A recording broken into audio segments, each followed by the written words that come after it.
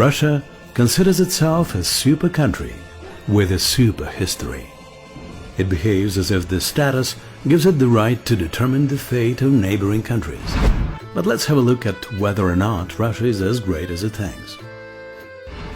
Here are only a few historical facts. Let's begin with the name, Russia. It brings us back to the days of old. The great and powerful medieval state named Rus. Let's look at the capital of Rus. What did Moscow look like those days? Oops. Turns out that the capital of Rus was Kiev, the capital of modern Ukraine.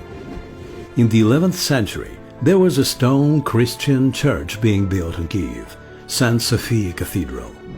Meanwhile, what did Moscow have back then? Oh, a swampland. By the way, it will have stayed there for 2 more centuries. Could it be that Ukraine is older than Russia? Let's see what the coat of arms of Rus' ancient rulers looked like. Is it a double-headed eagle?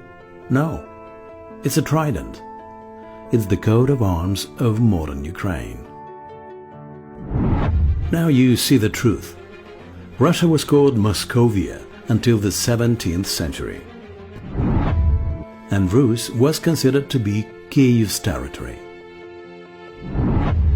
Russia has simply stolen its neighbor's name, since it always sought historical grandeur. But let's get back to the super country. In 1514, the Ukrainian general Konstantin Ostrogsky defeated the Russian troops in the Battle of Orsha. Ukrainians had already been using firearms, and Moscow still used bows and arrows. In 1566, printing had already actively developed in Ukraine, and libraries were opened. While in Moscow, they will have stuck to handwriting and considered the printing press evil for a long time. In 1576, Ukrainians founded the Ostrog Academy, one of the biggest educational institutions of those times. The first Russian university will have been opened only 111 years later. But let's also consider the ordinary people. By the end of the 17th century, Ukrainian Cossacks had already been using forks, while for Russians it looked like an oddity. They did not know it was possible to eat using anything else except their hands. And of course, the democratic traditions. In the Middle Ages, the Magdeburg rights were granted to the Ukrainian cities. Cossacks had been electing their hetmans by an open ballot system, whereas in Russia, the Tsar used to dictate the boyars, who were the ruling elite, every action.